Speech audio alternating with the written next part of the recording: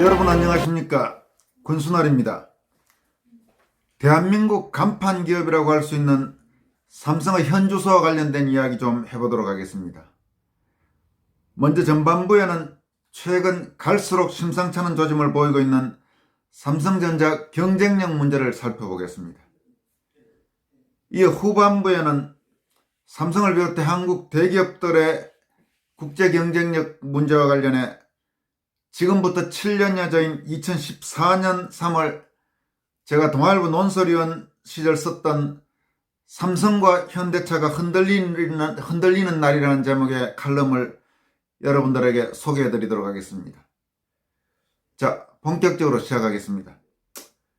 일본의 최대 경제신문인 니혼게이자이 신문이 이달 초 삼성전자 반도체 사업 위기론을 제기했습니다. 니혼게이자이 신문은 삼성전자가 차세대 성장 동력으로 육성하고 있는 시스템 반도체 파운드리 그 위탁 생산이란 말입니다. 그 파운드리 시장에서 고전하면서 이 분야 1위인 대만 TSMC를 따라잡지 못하고 있다고 지적했습니다. 삼성전자가 지금은 메모리 반도체 시장에서 독보적인 위상을 유지하고 있지만 5G나 AI, 데이터 센터 같은 미래 산업 핵심 소재인 시스템 반도체에서 돌파구를 찾지 못하면 삼성 미래를 장담할 수 없다는 내용입니다. 이 니혼게이자이 신문에 따르면 이렇습니다. 삼성전자가 스마트폰의 두뇌 역할을 하는 반도체 칩을 비롯한 첨단 제품 양산의 어려움을 겪으며 대만 TSMC와의 파운드리 시장 점유율 격차가 더욱 벌어지고 있다. 이렇게 보도했습니다. 실제로 대만 시장조사업체인 트랜스포더 조사에 따르면 올해 1분기 대만 TSMC의 파운드리 시장 점유율은 56%입니다.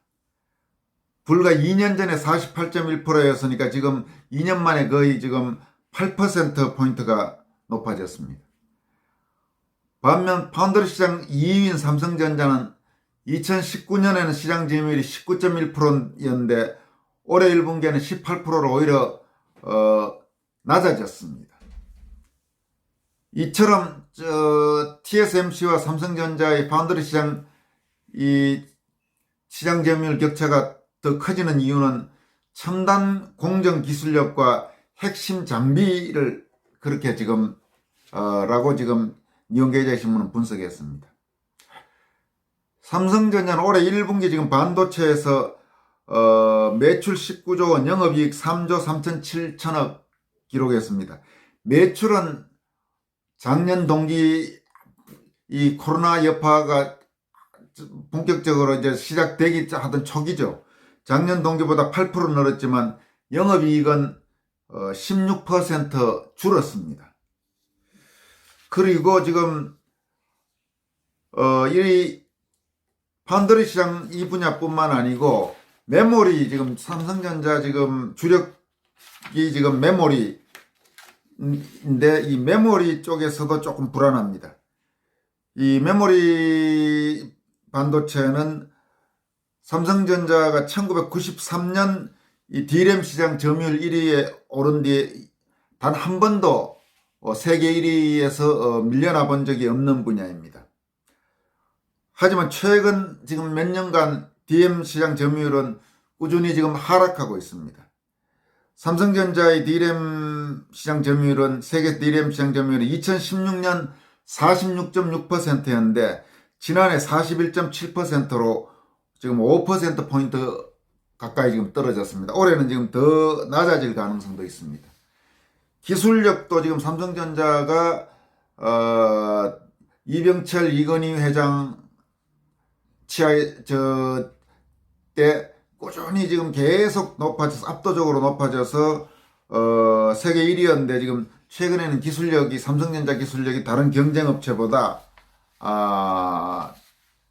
상대적으로 지금 낮아지는 지금 그런 지금 분위기가 나타나고 있습니다. 지금 삼성전자 같은 경우 결국 이 반도체 시장 여기서 세계적 경쟁력을 유지하기 위해서는 결국 투자가 필수적입니다. 실제로 파운드리 시장 1인 대만 TSMC는 지금 굉장히 공격적인 투자에 나서고 있습니다. TSMC 같은 경우 올해 초 지금 280억 달러, 그러니까 우리 돈으로 약 31조 4,500억 투자 계획을 밝힌 데요. 지금 지난달 4월에는 앞으로 3년간 1,000억 달러, 약 112조 4천억 원을 추가 투자하겠다고 지금 발표했습니다. 삼성전자 같은 경우 지금 2019년 2년 전이죠. 판도리를 비롯한 시스템 반도체 경쟁력 강화에 2030년까지 133조 원 투자해 1위가 되겠다 이렇게 밝혔는데, TSMC는 불과 4년간에 이 지금 삼성전자 2019년에서 2030년이면 지금 거의 10년 이상 아닙니까? 10년 이상 투자한 돈보다 지금 더 공격적인 투자를 하겠다고 지금 발표한 겁니다. 이 정치적인 문제도 삼성전자는 상당히 지금 불안한 상태입니다. 지금 정치적인 문제, 그다음 국제적인 문제, 외교적인 문제죠. 지금 미국은 여러분들 아시다시피 최근 중국을 견제하기 위해 총력을 기울이고 있습니다. 트럼프 대통령 때는 본격적으로 그게 강화됐고, 바이든 대통령 정부에 들어와서도 지금 비슷한 흐름이 이어지고 있습니다. 특히 경제 분야. 이 바이든 미국 대통령은 얼마 전에 미국 중심의 반도체 공급망 재편을 선언했습니다. 그리고 중국의 그 테크놀로지 분야, 이 기술 분야에 중국의 약진을 견제하겠다. 지금 이런 의지도 지금 밝히고 있습니다. 그리고 세계 각국에 대해서 이 미국 중심의 중국 소위 포위망에 동참하라고 직간접적인 압력을 넣고 있습니다. 지금 일본과 대만은 미국 중심으로 확실히 서겠다는 지금 그런 움직임을 분명히 하고 있습니다. 이 파운드리 세계시장 1인 TSMC 같은 경우는 이미 미국, 일본과 함께 강력한 반중유나 연합의 한 축으로 이미 들어섰습니다. 그렇지만 삼성전자는 지금 어정쩡한 이럴지도 못하고 저러지도 못하는 그런 상황입니다. 미국 눈치를 보면서도 또 중국 눈치도 봐야 되는, 거기다가 지금 정부도 지금 문재인 정부니까 지금 더 그렇죠. 지금 문재인 정부라는 건 친중을 넘어 거의 지금 종중 정권이라는 말까지 나오고 있지 않습니까? 이런 상황이 만약 근데 삼성전자가 앞으로도 계속 미국과 중국 사이에 어정쩡한 이 양다리 할 경우 미국으로부터 어떤 형태의 보복을 받을 가능성도 배제할 수가 없는 상황입니다. 물론 중국이 지금 삼성전자로서는 최대 반도체 수출 시장이니까 중국을 완전히 무시할 수는 없겠죠. 그렇지만은 굳이 미국과 중국 중에 어느 날 한쪽에 설 수밖에 없는 상황에 설 경우 어느 쪽에 서야 되는지는 그건 자명한 겁니다. 모든 측면에서 한국은 국가도 그렇고 기업도 그렇고 미국과 등지고, 중국은 여러분 알다시피 중국은 굉장히 패권적인 국가입니다. 지금 홍콩이나 혹은 신장 위구르나 이런 데 대해서 하는 거 보세요. 뭐 지금 한국 같은 경우도 지금까지 미국이 있으니까 중국이 어느 정도 한국을 신경 썼지, 미국의 강력한 뒷받침이 없으면 한국 깔아뭉개는 거는 지금 벌써 이미 문재인 정권에서는 거의 온갖 수모를 지금 다 겪고 있는 그런 상황 아니겠습니까? 그렇기 때문에 그런 부분에서도 지금 삼성전자는 상당히 지금 어려운 상황입니다. 거기다가 지금 대규모 투자 같은 경우는 아무래도 전문 경영인들로서는 한계가 있습니다. 결국 삼성이 지금까지 저렇게 세계적인 기업으로 클 수 있었던 건 누가 뭐래도 이병철, 이건희라는 강력하면서도 유능한 그 온화 시스템이 긍정적으로 작용했다는 것을 부정하기 어려울 겁니다. 속말로 그 야도이 사장이 어떻게 대주주가 아닌 사람은 저렇게 할 수 없는 겁니다. 대규모 투자, 왜냐면 나중에 책임을 져야 되는 문제이기 때문에 봉급쟁이 사장들이 할 수 있는 데는 어쩔 수 없는 한계가 있는 겁니다. 그런데 지금 어차피 이재용이 현재 지금 어차피 감옥에 있는 상태고, 아무래도 주요 결정을 하는 데는 한계가 있을 수밖에 없는 그런 상황입니다. 뭐 그렇다고 저는 뭐 지금 이재용 무조건 빨리 석방하라 지금 이야기하라는 건 아닙니다. 뭐 제 솔직한 마음을 말씀드리면 이재용보다 더 억울한 지금 박근혜 전 대통령도 그 지금 이재용이 박근혜 최서원 딸 청유라한데 국가대표 선거 선수 운동하는데 말 연습하는데 좀 지원해줬다. 그걸 지금 뇌물로 지금 해서 지금 저렇게 지금 양쪽 다 뇌물 제공했다는 거고 뇌물 받았다는 식으로 말도 안 되는 걸로 지금 저렇게 박근혜 이재용 다 지금 감옥에 간 이유 중에 하나 아닙니까? 그리고 이재용의 재판 과정에서 옆에서 조언을 그렇게 했겠지만은 본인이 법적으로 어떻게 살기 위해서 그걸 뇌물이 그게 무슨 뇌물이냐고 이렇게 당당하게 말 못하고 어쩔 수 없이 요구에 의해서 했다. 저는 그런 부분도 솔직히 마음에 별로 안 듭니다.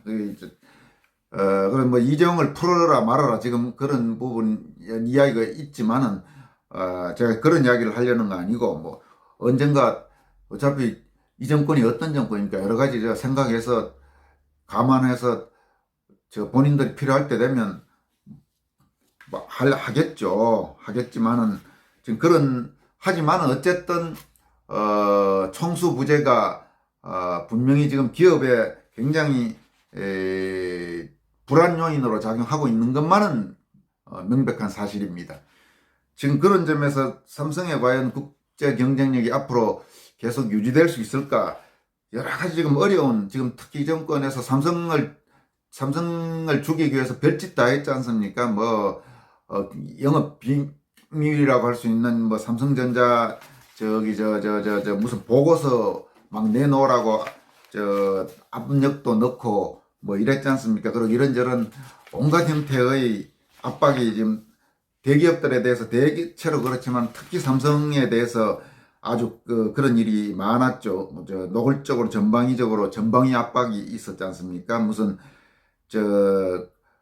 이 제동이 걸리긴 했지만 고용노동부가 기업의 핵심 기업 비밀인 삼성전자 작업 환경 보고서 공개하고 발표까지 하고 별짓 다 했지 않습니까? 그다음 여러 번 압수수색하고 그랬죠.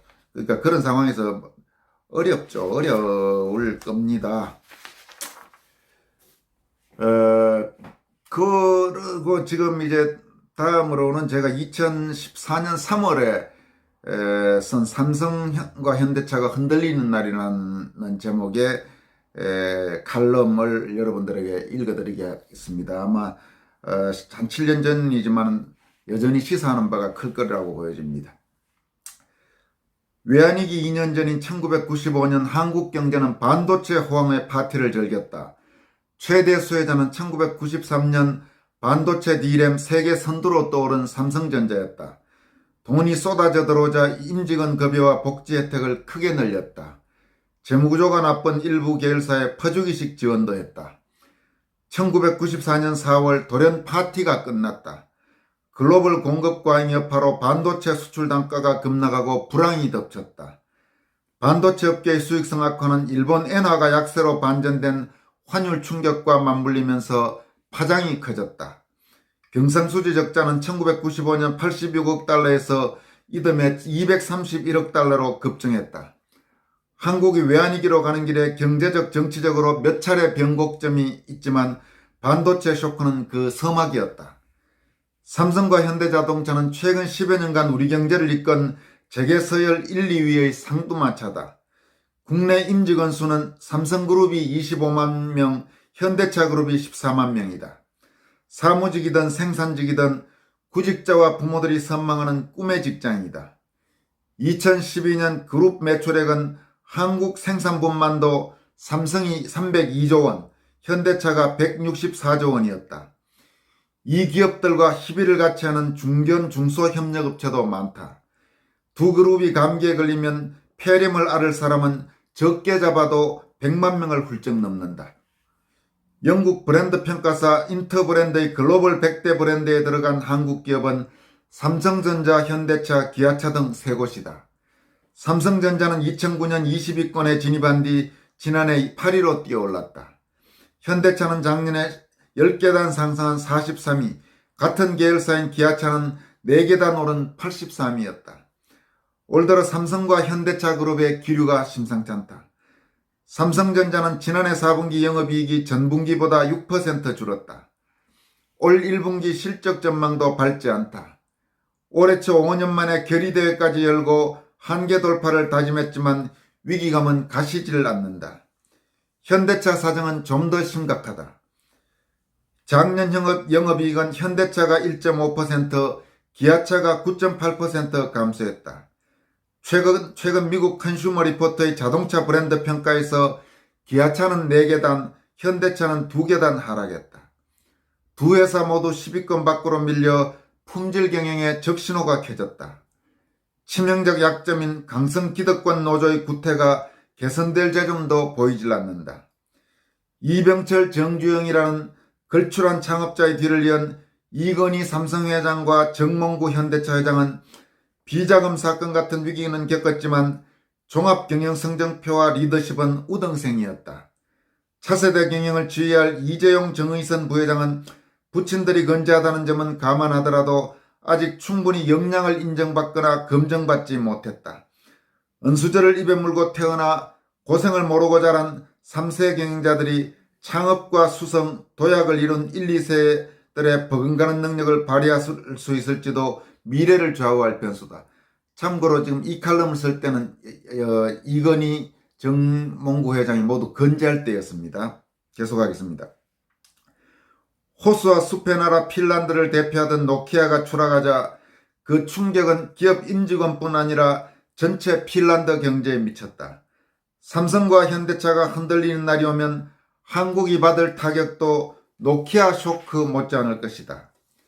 임직원들의 분발이 무엇보다 중요하지만 두 그룹의 열정이 식지 않도록 우리 사회의 기업 간도 균형 감각을 갖출 필요가 있다. 일부 기업이나 기업인이 잘못하면 비판받아 마땅하다. 다만 한국 대기업에 대한 맹목적 반감으로 해외 자본, 특히 투기 세력의 대변자 노릇도 서슴지 않거나 회초리를 댈 만한 과오에 쇠몽둥이로 후려치는 식의 과잉 반응은 금물이다.